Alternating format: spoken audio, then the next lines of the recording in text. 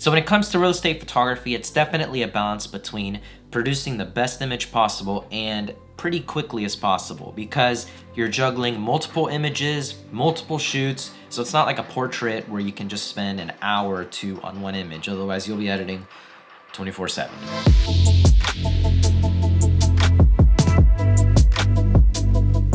So using some of these tips, especially with all of the nice AI updates now in Lightroom and Photoshop, taking advantage of those can definitely speed up your workflow.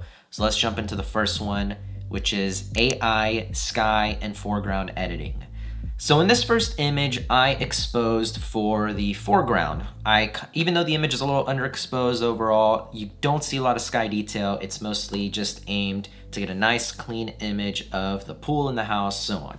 So we're gonna go over here to use my exterior dramatic preset. That looks pretty cool. And now we're gonna bring our exposure up.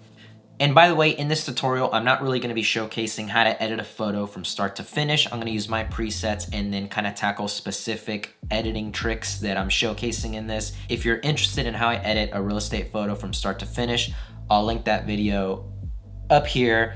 Not trying to plug my presets, just simply showcasing how I actually use them all in a workflow. So let's check white balance. I always use the clouds as a reference. So there, that looks really good. But I do want more of that sky detail, so I'm gonna come over here, create a new mask, and I'm gonna go to select sky.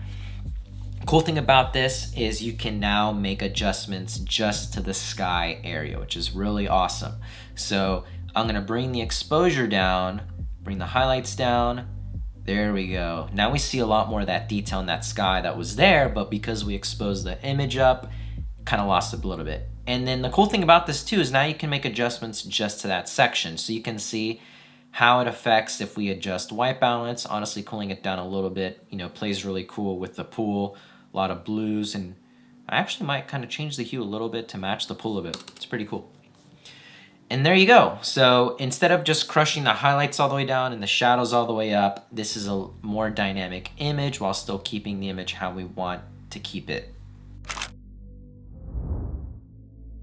So now let's do the opposite of this on another image. Let's go to photo number 2. So in this photo, I specifically exposed for the sky. I didn't do HDR on this one because I knew the detail was retained. I could have, but this was a massive shoot, hundreds of images, and so I was really not trying to come home with more than I needed. So I'm gonna apply my exterior, just do exterior natural. And the sky looks great, but obviously the image is underexposed. So we could do the same thing we did in the other one, but I'm gonna do the opposite since this was exposed for the sky already. So we're gonna still go to select sky. It's gonna detect our sky. Perfect, and now we're gonna invert this. So invert this mask, and now we can just edit everything but the sky, which is so cool. So now I'm gonna bring my exposure up,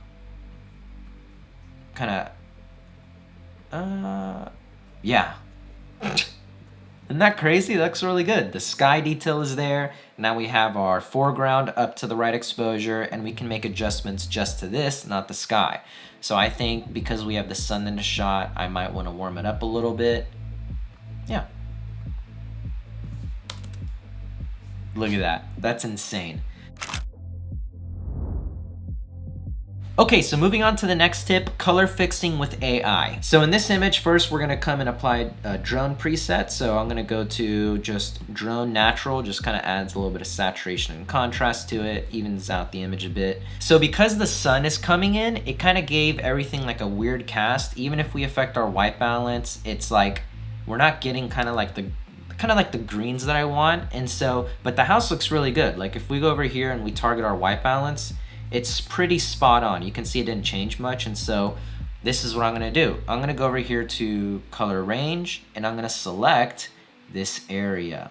So color range targets the color that you select across your whole image. And then you can go over here to the refine section and kind of adjust how much you want it to cover. So I want most of this, so I'm gonna go probably like maybe to 61, that's pretty good. And now what I'm gonna do is I'm gonna change the hue of all of these greens that are coming in. So you can see we can make them warmer, cooler. So I want more of that like natural green. So I'm gonna bring it over like this, but then desaturate it a bit because it's a little over the top. and see if white balance comes into play. Yeah, maybe like that. Awesome. And see if any of the other adjustments make any major difference that kind of can affect the whole image for the better. Yeah, that looks really good. Okay, so moving on to the next tip, this is what I call fading out blown out windows. So this is a trick that I like to use whether you just have blown out white windows that you just can't really do anything with, or if you're doing specifically stylized editing, this is a pretty cool trick you can easily do. So this was an interior design shoot, and it's kind of edited a little bit differently than real estate, and especially because of the windows. If this was a typical real estate shoot, we would want to see out the windows. They were building a pool in the back, so we didn't want to showcase that at all. So they kind of wanted the windows frosted out, so pretty white. But here's a trick that I do for these whites to make them look a little bit more appealing. So we go to the tone curve, and instead of keeping our whites entirely at this top corner, which means like brightest whites, we're gonna fade them down. Every scene is gonna be different, so I'm gonna bring them down to probably like midway like that. And then I'm gonna add another point so it's not over affecting the rest of the tone curve.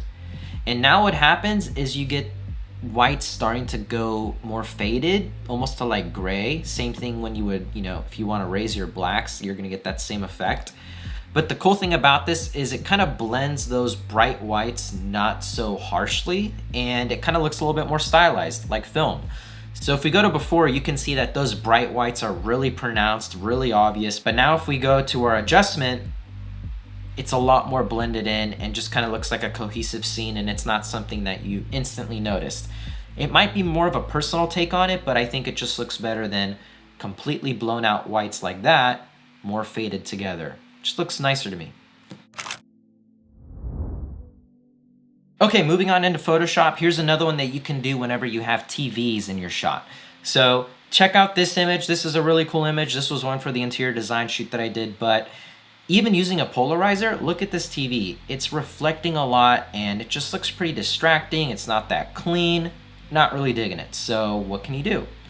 So this is a cool trick I've developed. So we're gonna go to our shape tool, find the rectangle tool, make sure our color is on black, and then we're just gonna draw a rectangle over it. Doesn't have to be perfect because we're about to adjust this. Now we're gonna drop the opacity by a little bit so we can see past it.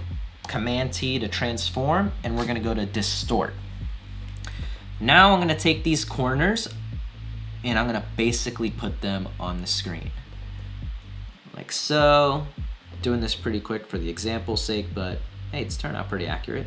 And that's why I dropped the opacity down so I can kind of see where it is. Nice. And so if we remove it completely, you can see that's before, and now we can bring in the opacity and start darkening that in, and looks a lot nicer to me.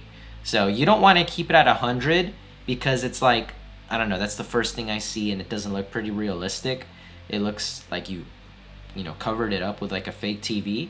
But if we bring it down to like 80% or so and still have a little bit of that reflection in there, it still looks nicer than if it was completely all reflective and just not really nice looking. So this is a simple little trick that I picked up because I've dealt with a ton of TVs in rooms that reflect either me or something else, and this is a great way to get rid of it.